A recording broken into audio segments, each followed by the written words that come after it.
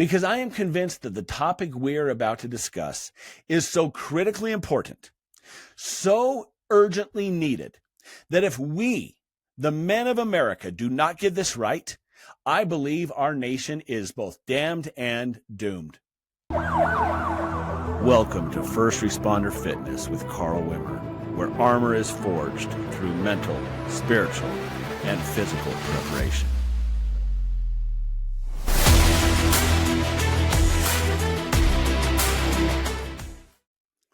Welcome to First Responder Fitness with Carl Wimmer. I am your host, Carl Wimmer, and I thank you for joining me again this week for another episode. This week's episode is so important and so critically personal to me that I cannot wait to get into it. But before we do, I just want to encourage you, if you have not subscribed to the channel, please do so. Give this video a thumbs up and share it with family and friends. Additionally, I want to talk to you women for just 1 minute, because this episode is largely focused on men, and it's largely focused and directed towards men. However, I need your help, women. I need you to watch this episode, and I then need you to share it with the men in your life who you love and care about, the men in your circle, the men in your family. This episode of First Responder Fitness needs to be shared far and wide. Now, why do I say that? Because I am convinced that the topic we're about to discuss is so critically important, so urgently needed, that if we, the men of America, do not get this right, I believe our nation is both damned and doomed. Now, what am I talking about? Well, let me start off by telling you a story, and then we'll get into the heart of this particular matter. On August 22nd, only a couple weeks ago, 23-year-old Iryna Zarutska, a Ukrainian refugee who had fled her war-torn country to America, to come to America, to escape violence, and to live in freedom, and to live the American dream. She boarded a train in Charlotte, North Carolina. It was the Charlotte Lynx Blue Line train. She had just gotten off work at her pizza restaurant where she was an employee, and she boarded the train just before 10 o'clock that night. Shortly after she boarded, a demonic, filthy subhuman by the name of Carlos Brown, who had been sitting in the seat just behind Iryna and saw her get on the train, pulled a knife from his pocket, stood up, walked out into the aisle, walked up behind Iryna Zarutska, and proceeded to stab her in the throat repeatedly. He then calmly walked forward on the train, waited for it to come to its next stop, and exited the train. If that isn't enough to boil your blood, oh, I should mention, of course, the video shows this young woman horrified, terrified, and well aware that she was going to die, and she did.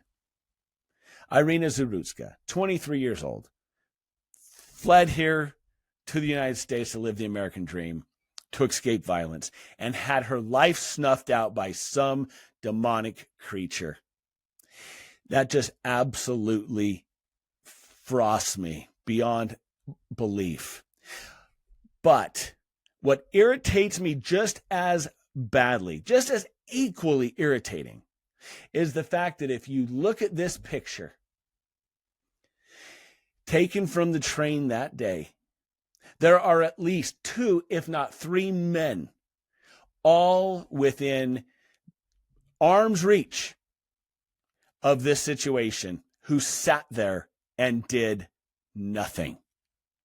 These men sat there as this monster stabbed Iryna Zarutska in the throat repeatedly, and they did nothing.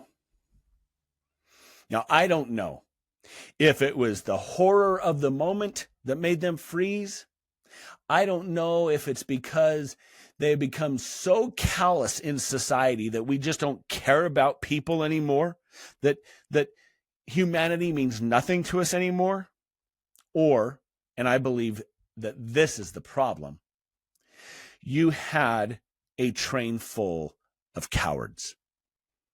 You had a train full of males, but no men. That is a damning condemnation on our society. Not one person jumped in to intervene to try to save this young woman's life. Tragic, horrible. There's not enough words to describe it. And of course, the suspect was caught shortly thereafter and is charged with first-degree murder. And President Donald Trump and his administration has come out and said they're going to try to charge him federally so that they can go after the death penalty. This case shocked the nation, not just for its brutality, but for what it revealed about society. Good men are literally willing to sit on their hands and watch as a 23-year-old girl is butchered in front of them, and they won't lift a finger. What the hell is wrong with you? What is wrong with society when you can sit there and watch this take place and do nothing? You know, I don't believe this problem was created in a vacuum, and I don't think it was created overnight. I think it is a larger systemic problem that has been going on for decades now. We take little boys in elementary school, and if they're rambunctious or if they're a little bit energetic, we shove all of these medications down their throat to give them a medical lobotomy so that they really become little zombies in school, because frankly, and I don't blame them, the teachers can't deal with them. The teachers cannot deal with 30 kids at a time, and so they can't have people too high or too low. They just need everybody to be the same. And so we have medicated our children, our young men, into zombiehood. And then it gets worse as you grow up into manhood. You are told that if you're too masculine, that you're toxic. This toxic masculinity, it's terrible for society, and we need to not have it. And there is no place in a civilized society for violence, and there's no place in civilized society there's no reason to ever raise your hand to another person. And we have raised an entire generation of soft, candy-ass boys who are pretending to be men, but are the furthest thing from them. Now, I don't know if maybe the extreme violence of what was taking place shocked them and they froze, or if perhaps we as a society have become so numb to violence that humanity doesn't mean anything to us anymore. But I really don't think either of those are the case. I think there is a hesitancy to jump in because we are unprepared as men. Men are unprepared physically, mentally, and spiritually to intervene on behalf of the innocent and the weak. You notice how I point out those three things: physical, mental, and spiritual? It is the three pillars of first responder fitness. The three things that I say at the beginning of every episode that helps build your armor. Your armor is forged through mental, spiritual, and physical preparation. These are not just words. They are things that need to happen. And men, this is a call to you. If you are not mentally, physically, and spiritually prepared to defend the innocent, and you're not willing to take action, then you are half a man. And I'm not sugarcoating it. You are not worthy of the title man. Because being a male doesn't make you a man. Now, I don't want to get into the whole transgender thing, okay?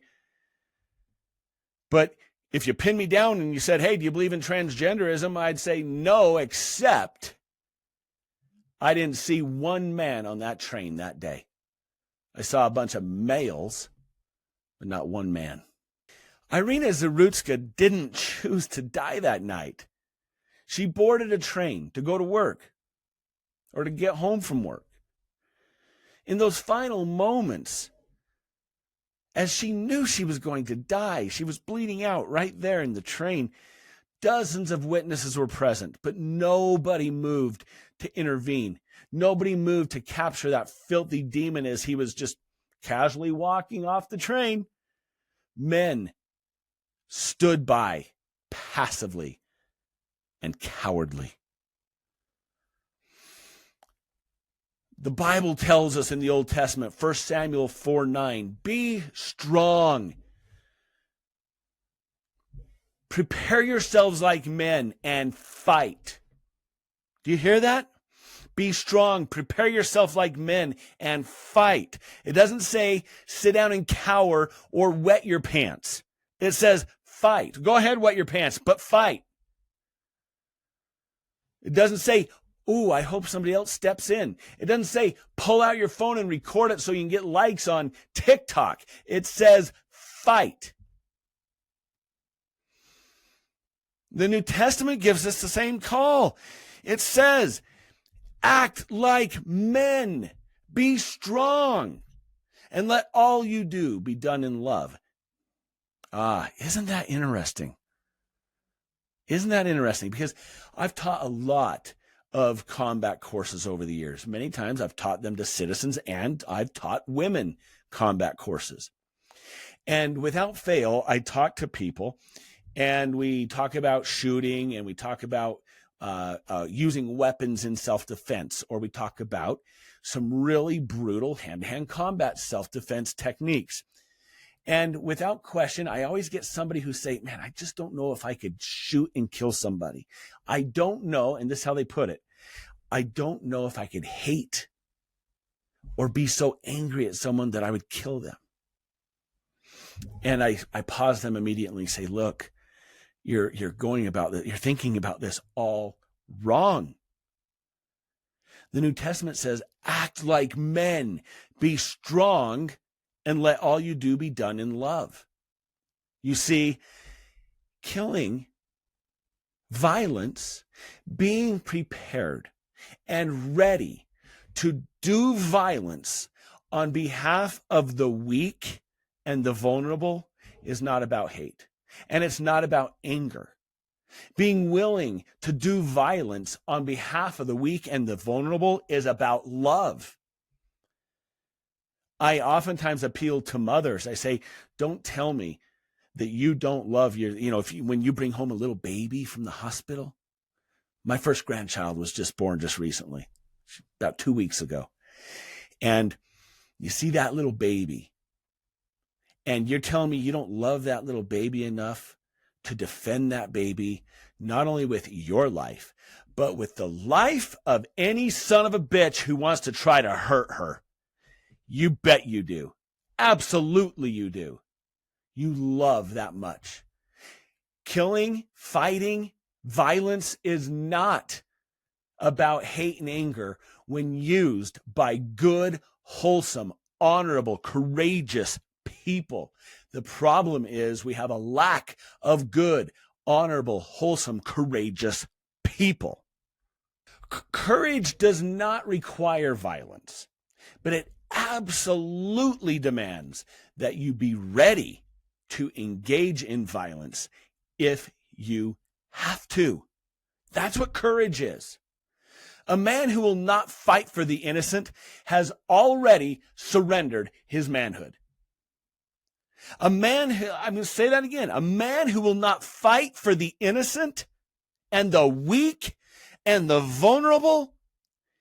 And men, let me just say this. A man who will not fight for a woman has already surrendered his manhood. I'm going to go on record right now at First Responder Fitness, Carl Wimmer. I'm going on record right now.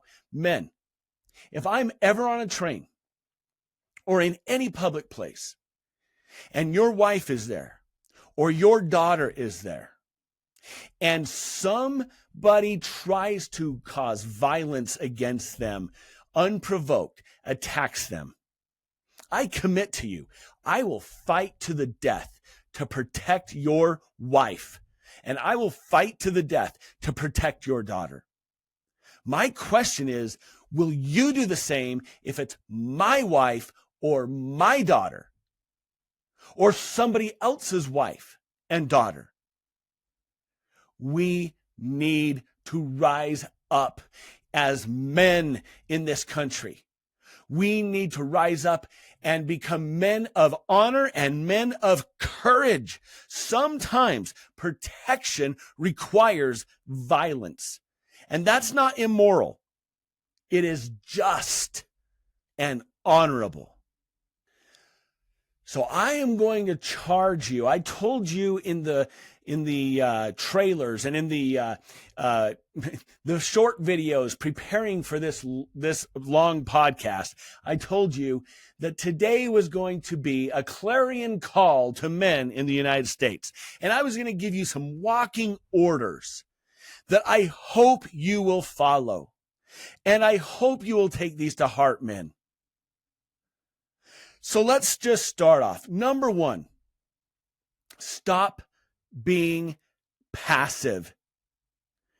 You were not created to be a passive soy boy sitting on the sidelines as the battle is raging in front of you.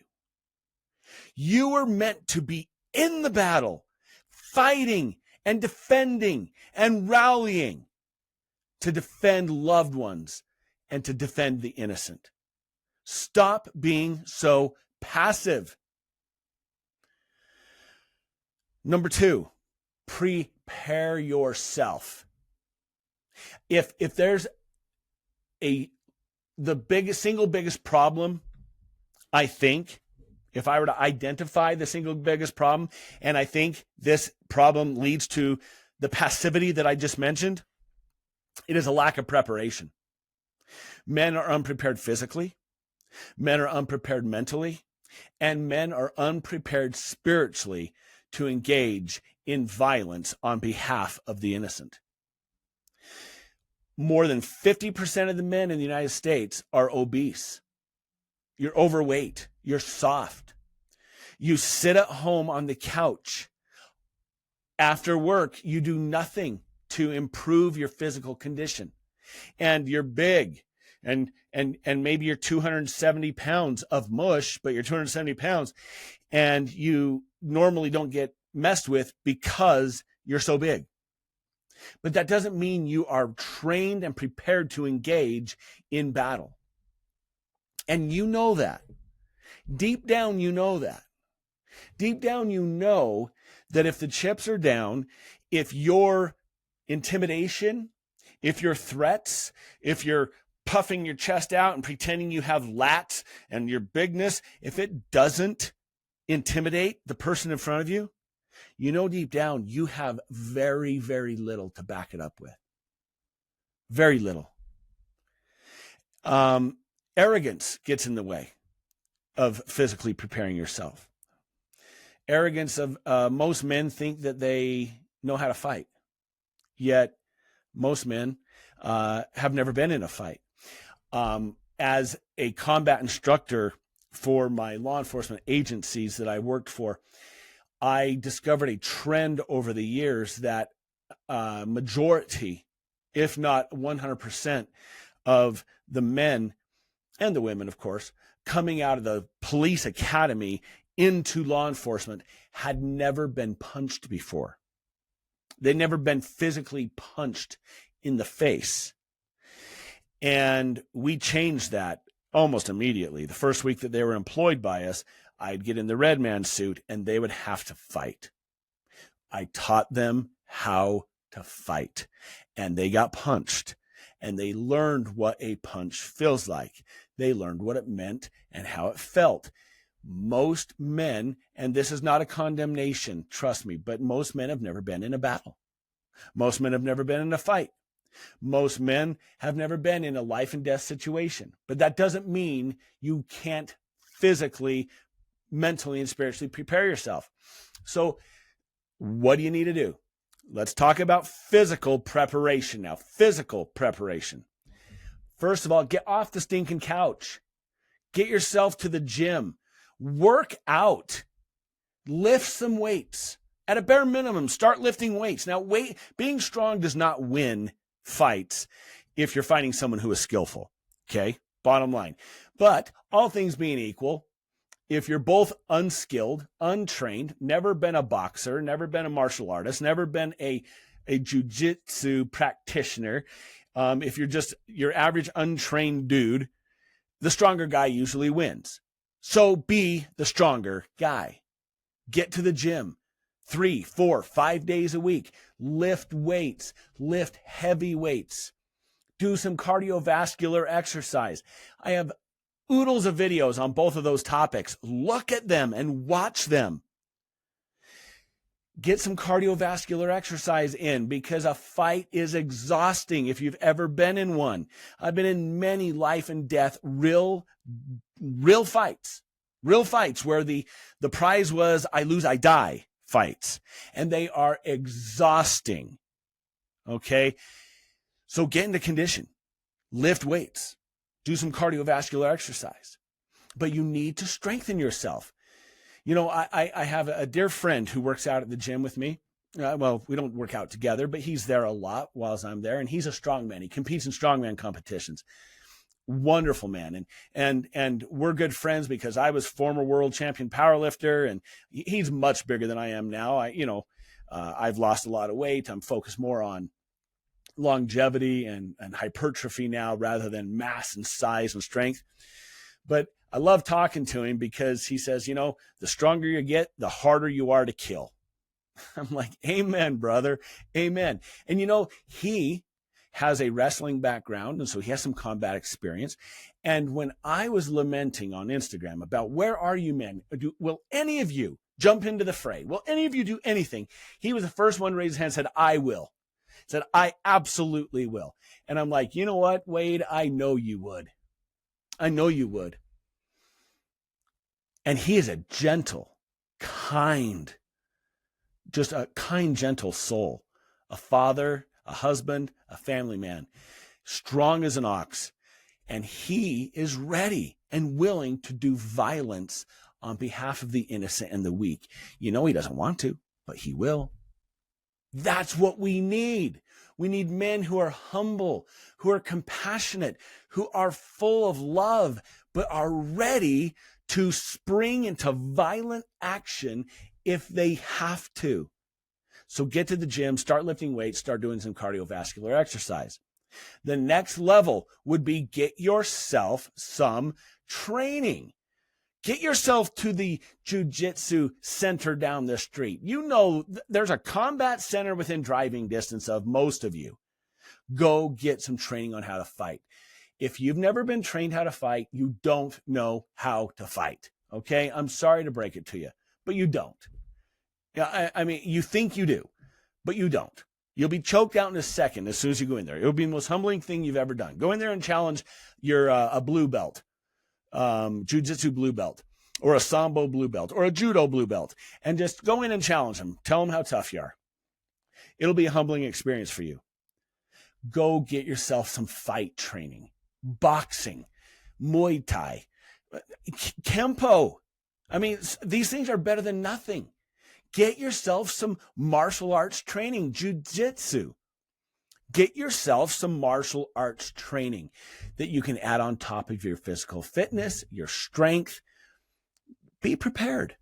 Now, I am well aware that there are many of you who have physical disabilities. You could have also multiple sclerosis, cerebral palsy, whatever the case may be. You may have a real serious disability. And that does not diminish your manhood at all. But what it does mean is that, but you're not off the hook. What it does mean is you have to prepare yourself differently. You may need to go down to the local gun shop, the gun club, and get some training on how to use a pistol or another type of weapon in self-defense. You are not helpless, and you still have a duty to act to protect your family, no matter how hard, no matter how disabled you may be. You have to take steps to protect your family, and you have an obligation to do so as a man. So if you, whatever it is, do what you can to prepare to protect your family and to protect the innocent. And if that means getting training in a weapon, then that's what it means. There's always something you can do. You need to prepare yourself mentally. You need to be aware. You need to be watchful, as the Bible says. Be watchful. Act like men. You should not go out in public and just tune out and doom scroll on your phone, put your earbuds in, take a little nappy poo, and just forget about the world. I don't think you need to be crazy, but you should be aware of your surroundings. Be aware of the exits when you go to the movies. They tell you be aware of the exits. Do that. You need to be aware of the people around you, the people behind you.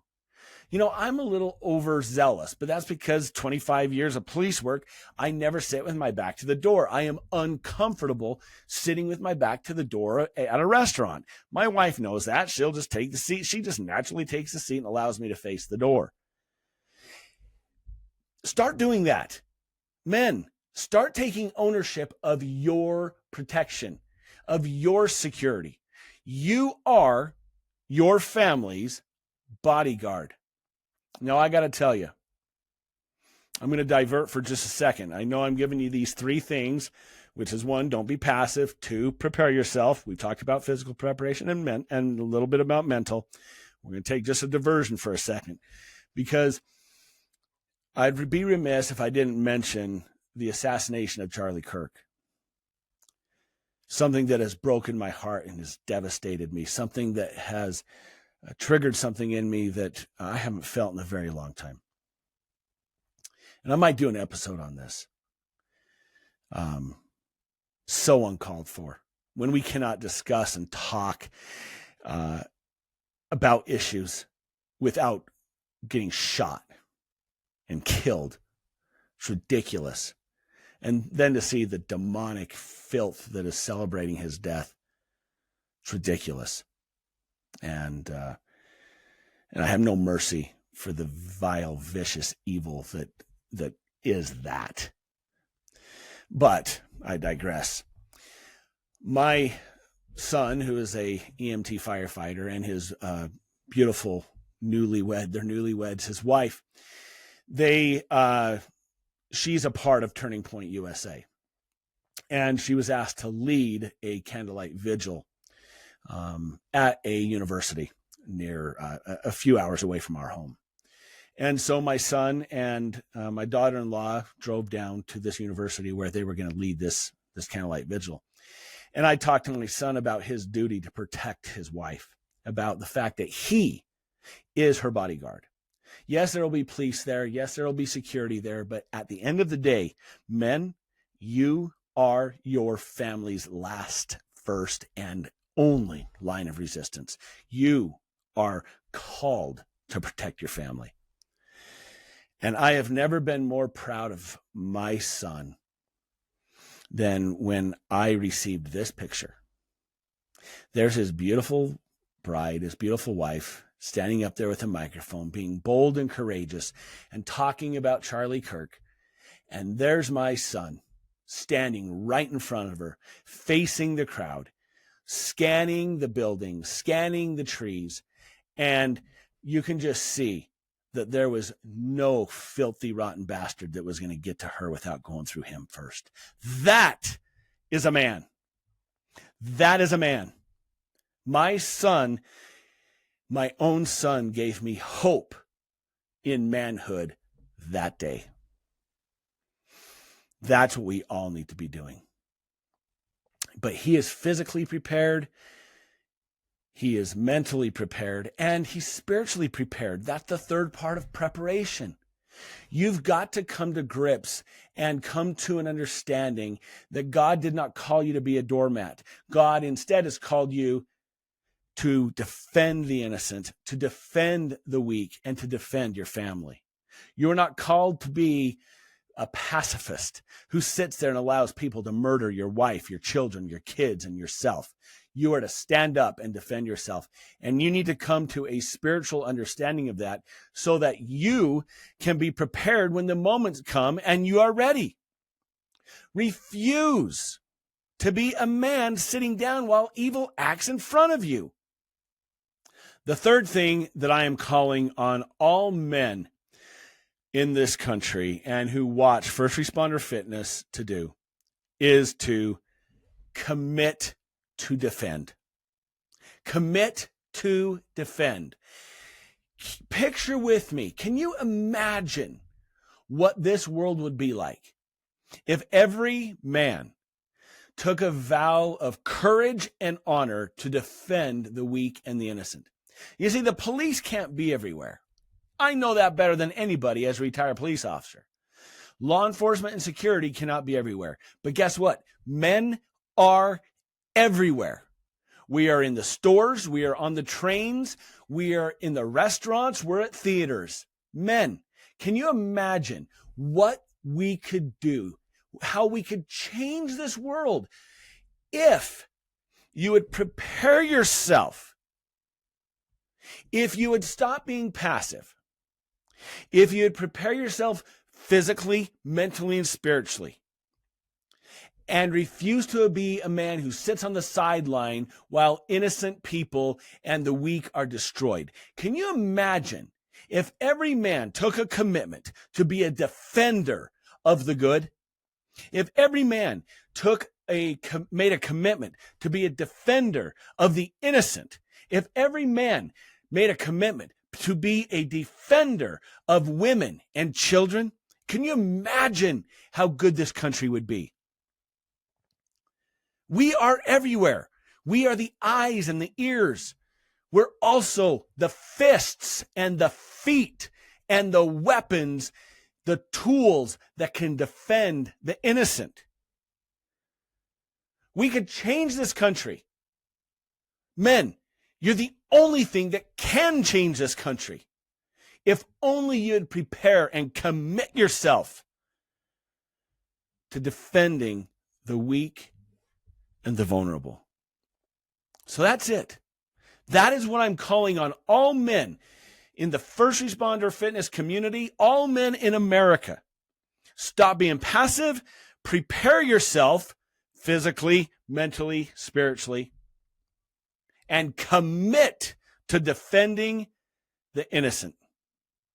I challenge you. I challenge you to begin now. Start doing the things you need to do. Let's not let this Iryna Zarutska's death be in vain. Let it be a warning. Do not be a man who does nothing. I don't know how they could live with themselves by doing nothing. May God help us to be men who love enough to fight and do violence on behalf of those who can't. I'm Carl Wimmer with First Responder Fitness, thanking you for listening, thanking you for watching. And until next time, be good to yourself, be good to others, and as always, stay safe.